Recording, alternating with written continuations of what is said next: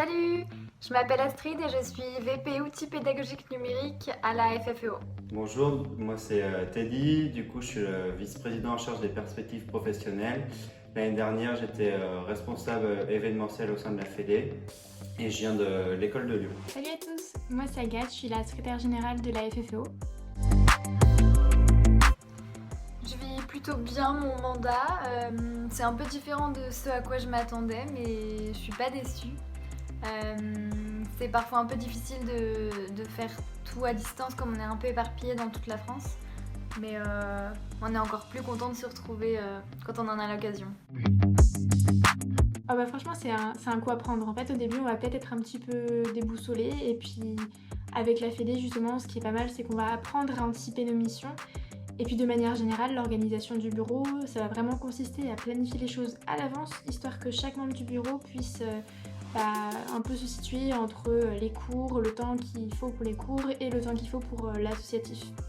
Après c'est sûr que vaut mieux avoir un petit agenda pour noter les différentes missions, les différents travaux qui sont en cours pour pas être débordé sur tous les points. Alors il n'a pas été trop compliqué pour moi de gérer les cours et la Fédé. Cependant il faut bien savoir gérer son temps entre les deux pour pas être trop débordé, que ce soit pour les partiels ou par les événements ou les projets qu'on a avec la fédération. Alors pour moi, mon meilleur souvenir au sein de la Fédé, c'est le week-end du congrès. C'est un aboutissement de voir se réunir tous les étudiants en orthoptie ainsi que les différents professionnels, que ce soit des orthoptistes ou autres.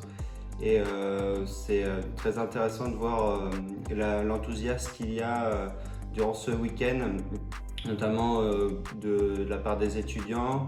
Du coup, ça donne envie de recommencer et de refaire des événements comme ça.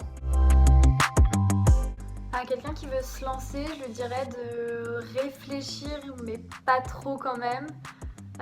Que l'expérience, quoi qu'il arrive, elle sera top et que l'ambiance est géniale.